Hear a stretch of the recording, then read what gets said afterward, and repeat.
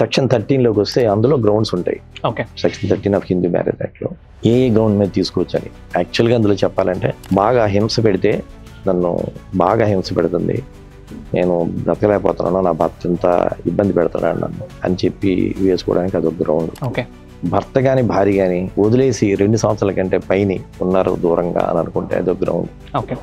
అంతేగాని గిల్లితే నాకు గట్టిగా గిల్లేస్తున్నాడు, నాకు ఇలా నెమ్మది గిల్లాలని చెప్తాను.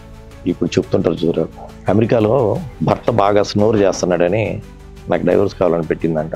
డైవర్స్ ఇచ్చారు. అవునా సార్? అయితే చెప్తున్న విషయం ఏంటంటే అక్కడ అది ప్రతిదీ కూడా వాళ్ళకి ఫ్రీడమే. ఓకే. ఆ ఫ్రీడమ్కి ఏ విధంగా భంగం కలిగినా కూడా తీసుకొచ్చాం. మరి ఒక్కొక్క వాళ్ళ చట్టాల్లో అది ఉండొచ్చు, అలా తీసుకునే సందర్భాలు. మన దగ్గర అలా కాదు. ఈ గ్రౌండ్స్ ఉంటేనే, 13లో ఉన్న ప్రకారం గ్రౌండ్స్ ఉంటేనే నువ్వు ఇంకోసారి పెళ్లి చేసుకున్నా, ఇంకొకరితో సంబంధం కలిగి ఉన్నా, ఇలాంటివన్నీ ఉంటాయి. ఓకే. అలాంటివన్నీ ఉన్నాయని ప్రూవ్ అయితే దాని ప్రకారంగా అడల్టరీ ఒక గ్రౌండ్, వదిలేసి దూరంగా ఉండడం, ఇంకొకరితో సంబంధం పెట్టుకోవడం, ఇంకొక పెళ్లి చేసుకోవడం ఉంటుండగా, ఇవన్నీ కారణాలు. అలాంటి కారణాలు ఉంటేనే డైవర్స్. కానీ నాకు ఈ విధంగా నచ్చలేదు కాబట్టి నాకు డైవర్స్ ఇవ్వండి అంటే ఇవ్వరు. ఓకే. ఈ భర్త నాకు నచ్చలేదు, నాకు డైవర్స్ ఇచ్చేయండి అంటే ఇవ్వరు. ఓకే. అంటే చట్టం ఒప్పుకోదు. సర్టెన్ గ్రౌండ్స్ ఉంటేనే ఆ గ్రౌండ్స్ ఉంటేనే ఇచ్చేయచ్చు. మరి ఈ రీజన్స్ తో వస్తున్న కపుల్ కి కౌన్సిలింగ్ మెథడ్ ఉంటుందా సార్? వాళ్ళకే కాదు, ఎవరికైనా counselling method compulsory counselling method తప్పకుండా. ఆ కౌన్సిలింగ్ లో వాళ్ళు వినొచ్చు, వినకపోవచ్చు. అంటే అక్కడ చేసే వాళ్ళని పెట్టుకుంటది. జడ్జికి కూడా ఇంట్రెస్ట్ ఉండాలి కదా, వీళ్ళు కౌన్సిలింగ్ చేసి వీళ్ళని కలుపుదామనే ఇంట్రెస్ట్ వాళ్ళకు కూడా ఉండాలి కదా. అది నాకు కొంచెం ఎక్కువ ఉండేది కాబట్టి కొంచెం ఎక్కువ శ్రద్ధ తీసుకునేవాడిని. అలాగా అందరూ అలా తీసుకోకపోవచ్చు. నాకెందుకు ఆ ఎవిడెన్స్ ఏదో చెప్తే దాని ప్రకారం చూసుకొని పోవచ్చు అని ఉద్దేశించారు. సార్, మీరు చూసిన మెనీ ఆఫ్ ద కేసెస్ లో కానీ వైఫ్ అండ్ హస్బెండ్ కి సోషల్ మీడియా ఎక్స్పోజర్ ఎక్కువ ఉండటం వల్ల డైవర్స్ అయ్యే ఛాన్సెస్ ఉంటాయి. అంటే వేరే వాళ్ళ కపుల్స్ ని థింకింగ్ ప్రాసెస్ మారుతుంది గ్యారంటీగా. ఓకే. సోషల్ మీడియా ఎక్స్పోజర్ వలన ఓహో ఇలా కూడా ఉండొచ్చు, ఇలా కూడా చేయొచ్చు, ఇలా కూడా జీవించవచ్చు, ఇలా కూడా మాట్లాడొచ్చు, ఇలాగ మనం బాధ పెట్టొచ్చు, లేదంటే ఇలాగ ఎంజాయ్ చేయొచ్చు, ఇలాంటివన్నీ నేర్చుకుంటాం అక్కడ. దానివలన మనకి ఆలోచనలు పెరుగుతాయి కానీ గ్రౌండ్స్ పెరగవు. అలాంటప్పుడు మనం ఆ గ్రౌండ్స్ లేకపోతే నువ్వు ఎక్కడ డైవర్స్ వస్తుంది. మనం అనుకుంటుంది ఏంటంటే ఇప్పుడు చాలా వరకు ఎక్స్పోజర్ బాగా, సోషల్ మీడియా ఎక్స్పోజర్ బాగా ఉంది కాబట్టి డైవర్సులు పెరుగుతాయి. కానీ నిజమే, వాళ్ళ థింకింగ్ ప్రాసెస్ మారింది. ఏదో చిన్న ఎక్కడ దెబ్బలాడుకున్నా సరే ఒకటి డైవర్స్ కేసు వేసేయడం, ఈ డైవర్స్ గ్రాంట్ చేయడం అనేది మాత్రం కోర్టులో ఉన్న చట్ట ప్రకారమే జరుగుతుంది. ఓకే. అయితే అందులో ఇప్పుడు ఎక్కువైంది ఏంటంటే కన్సెంట్ డైవర్స్. ఇద్దరు కన్సెంట్ తీసుకొని డైవర్స్ తీసుకోవడం. ఓకే. అందులో ఏంటంటే incompatibility of the couple. Okay. మా ఇద్దరికి కుదరలేదు, ఇద్దరికి జీవించడానికి కుదరదు, మేమిద్దరం జీవించలేము కూడా అన్న ఫ్యూచర్లో, కాబట్టి మేమిద్దరం కూడా డైవర్స్ ఒప్పుకుంటున్నాం అని చెప్పి అనుకొని తీసుకోవడం. ఇప్పుడు అది ఎక్కువైంది. మ్యూచువల్ కన్సెంట్ డైవర్స్ ఎక్కువైంది. డైవర్స్ నువ్వు పిటిషన్ పెడితే నీకు 10 సంవత్సరాలు గ్రాంట్ అవ్వదు గ్యారంటీగా. అదే ఇద్దరు ఒప్పుకొని ఏదో తనకు కొంత ఇచ్చి తినకు కొంత తీసుకొని మ్యూచువల్ కన్సెంట్ డైవర్స్ వేసుకుంటే వెంటనే అవుతుంది. దానికి సర్టెన్ టైం పీరియడ్ ఉంటుంది సార్? 6 monthsలో అయిపోయింది. అంటే కపుల్ ఇద్దరు మినిమం ఇంత టైం స్పెండ్ చేసిన తర్వాతే 2 years ఉండాలి కదా. 2 years కంపల్సరీ. తర్వాత వేసుకోవాలి. అసలు ఎందుకు హిందూ మ్యారేజ్ యాక్ట్లో ఉంది కదా, 1 సంవత్సరం కూడా లేకుండా డైవర్స్ వేయడానికి లేదు. ఓకే. మ్యారేజ్ 1 సంవత్సరం అయితే కానీ డైవర్స్ వేయడానికి లేదు. మళ్ళీ దానికి కూడా ఎగ్జామ్షన్స్ ఉన్నాయి.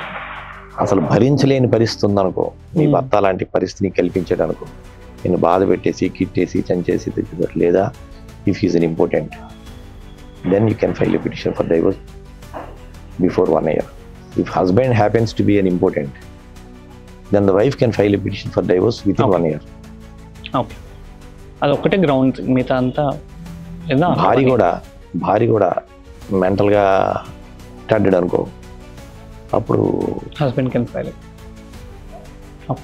ఇవన్నీ కష్టమైన విషయాలు చేసుకోవడానికి, అది ప్రూవ్ చేయడానికి. మెంటల్ రిటార్డెడ్కి ఎంత మనం ప్రూవ్ చేయాలి, అలాగా మనకు అర్థం అవుతుంది ఆవిడ చేస్తుంటే అన్ని పిచ్చి పనులు అన్నీ చేస్తుందని. దాన్ని కోర్టులో ప్రూవ్ చేయాలంటే ఈసారి ఇదిలాగ ఉంది, ఇలాగ పరిస్థితి అని చెప్పాలంటే కష్టం అవుతుంది. అలాంటి బాధలు ఆలు పడతారు, ఇలాంటి బాధలు ఇల్లు పడతారు. కాబట్టి గ్రౌండ్స్ మాత్రం ముఖ్యం. గ్రౌండ్స్ ఉంటేనే డైవోర్స్ గ్రాంట్ చేయడానికి అవకాశం ఉంది. గ్రౌండ్స్ లేకుండా ఏదో పెట్టేసి అందరూ అనుకునేటట్టు పేపర్లో రాస్తూ ఉంటారు. ఇప్పుడు బాగా విచ్చలవిడిగా అయిపోయింది, ప్రతి ఒక్కరు కూడా డైవోర్స్ తీసుకుంటున్నారు. సోషల్ మీడియాలో ఇలా పెరిగిపోయింది కాబట్టి ఇలా చేసుకుంటారంటే అది కరెక్ట్ కాదు. నేను ఒకటి మాట చెప్తా, సోషల్ మీడియా ఇన్ఫ్లుయెన్స్ ప్రజల మీద ఉందంటే తప్పకుండా ఉంది. మన థింకింగ్ ప్రాసెస్లో డిఫరెన్స్ ఉంది. ఓకే, అంతేగాని కోర్టులో డైవర్స్ ఇచ్చే విధానంలో మాత్రం ఈ గ్రౌండ్స్ ఉంటేనే నీకు వస్తుంది డైవర్స్, లేకపోతే అయితే అందులో బాధ పెట్టే విధానంలో క్రూయల్టీ అంటున్నాము. ఆ క్రూయల్టీ అనేది ఏ విధమైన క్రూయల్టీ వస్తుందని ఇలాగన్నీ చేరుతాయి. ఓకే, సోషల్ మీడియాలోకి వెళ్ళాడు సార్, అందులో నన్ను ఇలాగా ఇన్సల్ట్ చేస్తున్నాడు, నన్ను అక్కడ పెట్టాడు, నా విధంగా ఇలా చేస్తున్నాడు అనుకునేటప్పుడు అక్కడ దాన్ని కూడా పరిగణలో తీసుకోవడానికి అవకాశం ఉంటుంది. భార్యాభర్తలు ఆంధ్రవలస అని ఊరుంటే నేను మా ఫ్రెండ్ మేము అక్కడికి వెళ్ళినప్పుడు భార్యని వీధిలో పెట్టి కొడుతున్నాడు. ఓకే, నేను సత్యనారాయణ అని మేము ఇద్దరం కలిసి వెళ్ళి ఏంట్రా ఎలా కొడతావేంటి, తప్పు ఆగు అంటే చివరికి ఏమైందంటే భార్య వచ్చి నా భర్త నా ఇష్టం కుట్టుకుంటాడు, నన్ను కొడతాడు, మీరెవరు రావడానికి అని అంది. మేము ఇంకేం చేయాలి, మొహం దించుకుని పోవాల్సి వచ్చింది చివరికి. ఇది ప్రాక్టికల్గా జరిగిన విషయం. అలాగే ఎన్నో దగ్గరలో అలా ఉంటుంది. వాళ్ళకి అనుకున్న అది చివరికి ఏమన్నా నా భర్త తాగి వస్తాడు, కొడతాడు, నన్ను తంతాడు అని థింక్ చేసేవాళ్ళు, అది కరెక్ట్ అనుకునే వాళ్ళు చాలా మంది ఉన్నారు. కానీ ఇలాంటి థింకింగ్లో ఇప్పుడు డైవర్స్ ఇలాగా ఎంతమంది తీసుకోవడానికి కారణం ఏంటి? వాళ్ళు కూడా సంపాదించి, వాళ్ళకు కూడా డబ్బు వచ్చి, వాళ్ళు కూడా జీవించగలం, ఇది నేను డిపెండెంట్ కాదు నేను ఇండిపెండెంట్ అనుకునే థాట్ రావడంతోనే ఇది చాలా వరకు ఈ థింకింగ్ వస్తుంది. ఎప్పుడైతే డిపెండెంట్ అనుకుంటారో వాళ్ళకి ఇంకొక ఆధారం ఉండదు, కాబట్టి they have to stay with husband. Okay, ఎప్పుడైతే ఇండిపెండెంట్గా నేను జీవించగలను, పర్వాలేదు, నాకు కూడా డబ్బులు ఉన్నాయి, ఇదే అక్కర్లేదు అనుకునేవాళ్ళు అలాగే పిల్లలు కావాలనుకుని పిల్లల్ని బాగా చూసుకొని వీళ్ళ కోసం నేను ఉండాలనుకునే వాళ్ళు చాలామంది ఉన్నారు. మీకు చాలా ఆశ్చర్యకరమైన విషయం ఒకటి చెప్తా, అసలు ఎక్కడా ఎప్పుడు జరగనివి మ్యాట్రిమోనియల్ కేసులు జరుగుతాయి. భార్య భర్త ఇద్దరు దెబ్బలాడుకొని డైవోర్స్ పెట్టుకొని డైవోర్స్ గ్రాంట్ చేసిన తర్వాత అపీల్కి వెళ్ళి, అపీల్ తర్వాత ఇంకా సుప్రీంకోర్టుకి వెళ్ళి, సుప్రీంకోర్టులో కూడా కొట్లాడిన కేసుల్లో అది భర్త ఏంటంటే భర్త గోల్డ్ తీసుకుంటాడు భార్య దగ్గర ఉంది, ఆ గోల్డ్ ఇచ్చేయమని కోర్టు చెప్తుంది. ఈ కోర్టు నీకు ఆదేశిస్తుంది ఈ గోల్డ్ తనకి ఇచ్చేయాలి. ఆ గోల్డ్ తీసుకోవడం కోసం కింద కోర్టుకు వచ్చి గోల్డ్ తీసుకోవడానికి రావాలి ఇద్దరు భార్య భర్త. ఇద్దరు వచ్చి గోల్డ్ తీసుకొని ఇద్దరు కలిసి మళ్ళీ మద్రాసు వెళ్ళిపోయారు. ఇది నేను నాకు తెలిసిన విషయం. ఇది నేను ఒంగోలులో ఉంటుండగా వాళ్ళు జరిగిన కేసు. కాబట్టి ఎప్పుడు కలిసిపోతారో ఎప్పుడు ఉండలేరు మనం చెప్పలేము. భార్య భర్తల మధ్యని జోక్యం చేసుకోవడమే చాలా పొరపాటు. నేను పేరు చెప్పను కానీ నాకు ఒక క్లయింట్ ఉండే, సికింద్రాబాద్లో మేము ఉంటుండే, ఇద్దరు అన్నదమ్ములు. తనకి ఆ హస్బెండ్ ఏమో ఆయన కూడా ఆఫీసర్, భార్య భర్తలు ఇద్దరు విడిపోయి డైవోర్స్కి పెట్టారు. అప్పుడు జడ్జి గారేమో పిల్లల్ని చూడడానికి పెర్మిషన్ ఇచ్చాడు భర్తకి. ఆ ఇంటికే వెళ్ళి చూడాలి, నువ్వు ఎక్కడికి వెళ్ళకూడదంటే ఆ ఇంటికి వెళ్ళి రోజు పిల్లల్ని చూడడం రావడం ఎవ్రీ ఫ్రైడే సాటర్డే ఉండేది. ఈ కేసు ఎంతవరకు వెళ్ళిందంటే వాళ్ళిద్దరు 307 కేసు పెట్టారు, నన్ను చంపడానికి వస్తున్నాడు మా బావమరిది అని చెప్పి ఇలా చెల్లె పెట్టింది, భార్య పెట్టింది, నా అన్నదమ్ములను చంపడానికి వచ్చాడు, ఇలాంటి వాడు నా భర్త, నన్ను చంపడానికి వచ్చాడు, ఇలా బోల్డన్ కేసులు వరుసలో కేసులు పెట్టారు.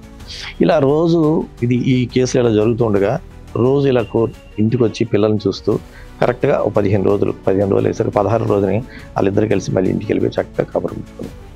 ఇప్పుడు అన్నదమ్ములు ఫూల్ అయ్యారు, అర్థమైనా ఇన్ని మాట్లాడుకునేవన్నీ పోయినాయి, అర్థమైనా కలవాలని అనుకుంటారు ఎవరైనా కానీ. కాబట్టి ఎప్పుడు మనం we can never certainly say they are going to get separated.